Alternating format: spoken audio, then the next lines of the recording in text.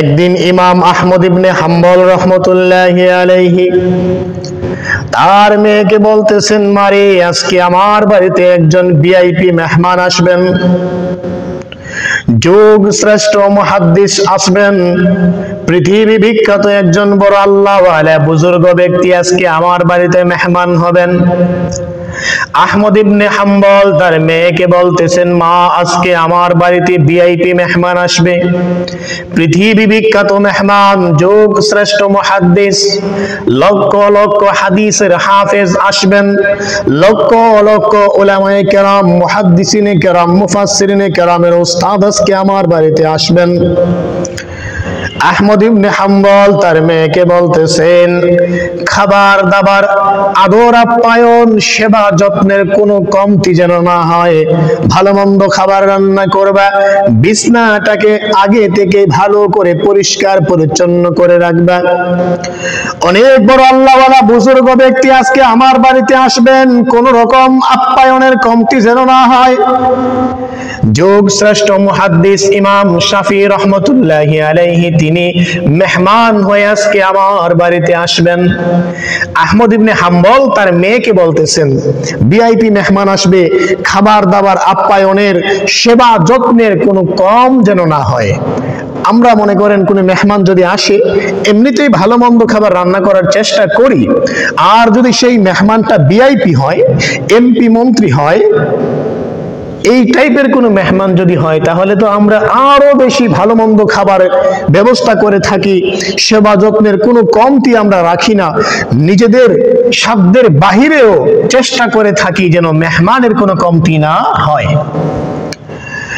আহমদ ইবনে হাম্বল তার মেয়েকে বললেন, যুগ শ্রেষ্ঠ মুহাদ্দিস বড় আল্লাহওয়ালা বুজুর্গ ব্যক্তি আজকে আমার বাড়িতে মেহমান হবেন, ভালো মন্দ খাবার রান্না করবা, আদর যত্নের কোনো কমতি যেন না হয়। ইমাম আহমদ ইবনে হাম্বলের মেয়ে যখন তার বাবা বলছেন ভিআইপি মেহমান আসবেন, আল্লাহওয়ালা বুজুর্গ ব্যক্তি, আহমদ ইবনে হাম্বলের মেয়ে ভালো মন্দ খাবার রান্না করলেন, অনেক সুস্বাদু খাবার রান্না করলেন, বিছানাকে গুছিয়ে রাখলেন, রুমটাকে আগে থেকেই সুন্দর করে পরিপাটি করে ঝাড়ু দিয়ে রাখলেন, মেহমানের যেন কোনো কষ্ট না হয়, খাতা বালিশ ভালো কম্বল যা ছিল সব সুন্দর করে পরিপাটি করে রেখে দিয়েছে। আহমদ ইবনে হাম্বলের মেয়ে একটা জায়নামাজ দিয়েছেন ওযু করার জন্য, এক কৌটা, এক বদনা অথবা লুটা বলেন, যেটাই বলেন আপনারা, এক বদনা পানিও দিয়েছেন ওযু করার জন্য, একটা জায়নামাজ দিয়েছে নামাজ পড়ার জন্য। ইমাম শাফি রহমতুল্লাহি আলাইহি ইমাম আহমদ ইবনে হাম্বলের বাড়িতে মেহমান হলেন, রাতের বেলা আসলেন, আসার পরে ইমাম আহমদ ইবনে হাম্বলের মেয়ে ভালো মন্দ খাবার যা রান্না করেছিলেন আপ্যায়ন করলেন। ইমাম শাফি রহমতুল্লাহি আলাইহি তৃপ্তি সহকারে ভালো মন্দ খাবারগুলো খাইলেন, খাওয়ার পরে ঘুমাইতে গেলেন, ঘুমাবেন, কিন্তু ইমাম শাফি রহমতুল্লাহি আলাইহি ঘুমান নাই। রাত্রি যখন শেষ হয়ে গেল, ভোর হয়ে গেল, ইমাম শাফি রহমতুল্লাহি আলাইহি ঘর থেকে বের হয়ে বিদায় নিয়ে চলে গেলেন। ইমাম আহমদ ইবনে হাম্বলের মেয়ে ঘরের ভিতরে আয়েশা দেখে জায়নামাজ যেরকম ভাবে ভাঁজ করা ছিল ওই রকম ভাবেই ভাঁজ করা আছে, লুটার মধ্যে ওযু করার জন্য যে পানি দিয়েছিল সেই পানি পরিপূর্ণ আছে, একটু পানিও কমে নাই। যেই সমস্ত খাবার দিয়েছিল সমস্ত খাবার খেয়ে একেবারে শেষ, সাইটা ফুইটা সব খাবার খেয়ে ফেলেছেন, একটু খাবারও রাখেন নাই। ইমাম আহমদ ইবনে হাম্বলের মেয়ে দৌড়াইয়া বাবার কাছে গিয়ে বাবাকে বললেন, বাবা আপনি তো বলেছিলেন আজকে আমাদের বাড়িতে যিনি মেহমান এসেছিলেন তিনি যুগ শ্রেষ্ঠ মুহাদ্দিস, অনেক বড় আল্লাহওয়ালা বুজুর্গ ব্যক্তি, অনেক ভালো একজন আলেম, আল্লাহ তাআলার প্রিয় একটা বান্দা আজকে আমাদের বাড়িতে মেহমান হয়েছিলেন।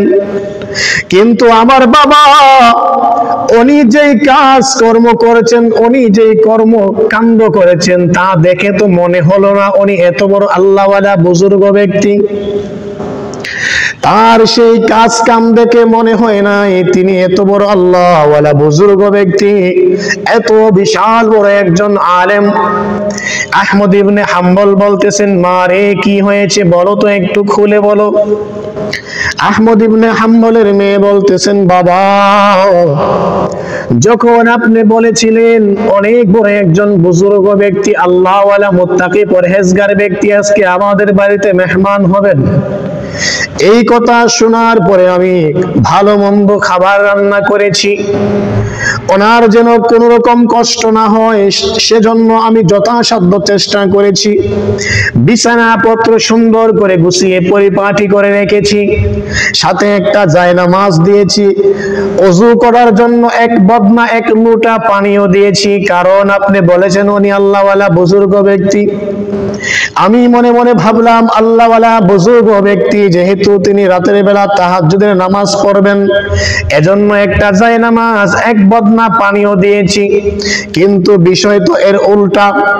সকালবেলা যখন উনি চলে গেলেন, ঘরের ভিতরে গিয়ে দেখি পানি যেমন ছিল তেমনই আছে, জায়নামাজও ভাঁজ করা আছে, তার মানে উনি রাতে নামাজ পড়ে নাই, সারা রাত ঘুমাইছে। দ্বিতীয় কথা হলো, আপনি তো বলেছেন উনি আল্লাহওয়ালা বুজুর্গ ব্যক্তি, খাবার খাওয়ার সময় রাসূলের সুন্নত হলো কিছু খাবার রেখে দেওয়া, বাড়ির মেজবান যারা আছে, বাড়ির মানুষ যারা আছে তাদের জন্য কিছু খাবার রেখে দেওয়া। কিন্তু আমি যেই খাবারগুলো পরিবেশন করেছি আপনার সেই মেহমান তো সব খেয়ে ফেলেছেন, এই সুন্নতের উপরে আমল করেন নাই, আমাদের জন্য সামান্য পরিমাণ খাবারও তিনি রাখেন নাই। ইমাম আহমদ ইবনে হাম্বল মেয়ের কথা শুনে অবাক হয়ে গেলেন, আমার মেয়ে কি বলে, বাস্তব কি এমনই নাকি? ইমাম শাফির কাছে খবর পাঠালেন, ইমাম শাফির কাছে এর ব্যাখ্যা জানতে চাইলেন।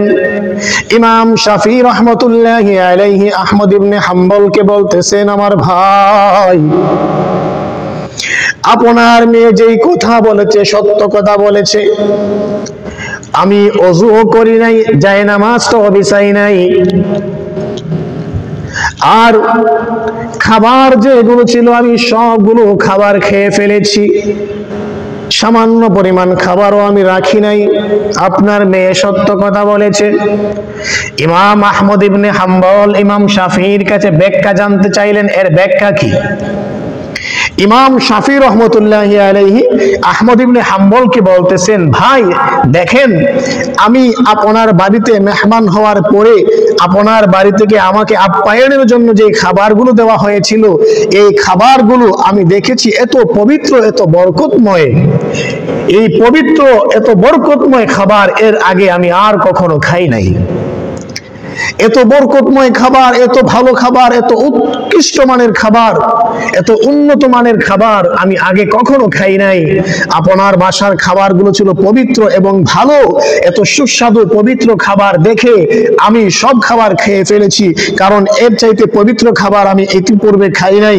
এই খাবারটা আমার কাছে সবচাইতে বেশি পবিত্র ভালো মনে হয়েছে, এজন্য আমি সব খাবার খেয়ে ফেলেছি।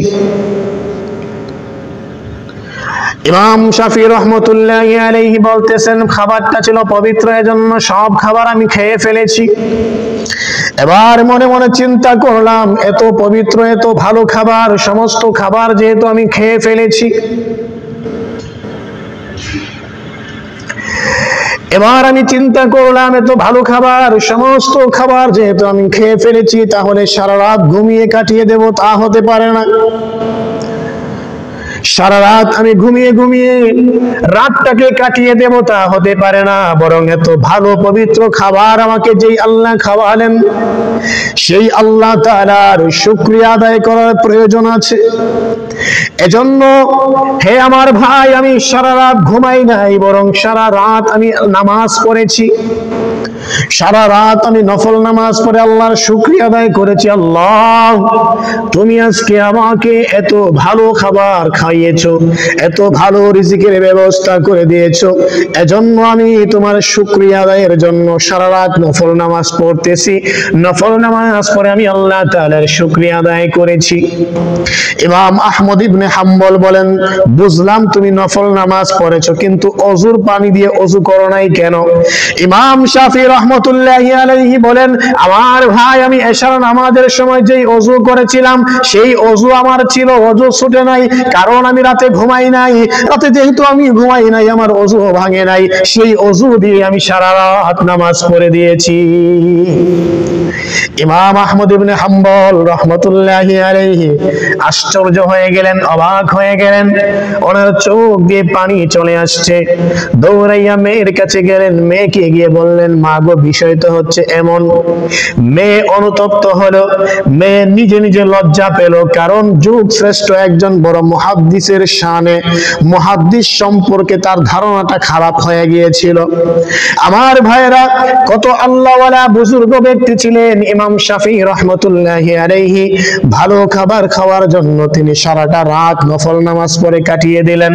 আমাদের অবস্থা কত দেখেন, আমাদের অবস্থা কেমন? আমরা কত ধরনের আল্লাহ তাআলার নাজ নিয়ামত ভোগ করতেছি, কিন্তু সারা রাত কোন একটা দিন আমরা নামাজ পড়ে কাটাই নাই, আল্লাহর শুকরিয়া আদায় করি নাই, বরং আল্লাহ থেকে অনেক দূরে, অনেক গাফেল হয়ে আছি। আমার ভাইয়েরা, আল্লাহ তাআলা থেকে গাফেল হলে হবে না, আল্লাহ তাআলার রহমত থেকে দূরে সরে গেলে হবে না, বরং আল্লাহ তাআলার রহমত পাওয়ার জন্য আল্লাহ তাআলার কাছে কাছে থাকতে হবে। আল্লাহ তাআলার নিয়ামত ভোগ করার পরে ওই নিয়ামতের শুকরিয়া আদায় করতে হবে।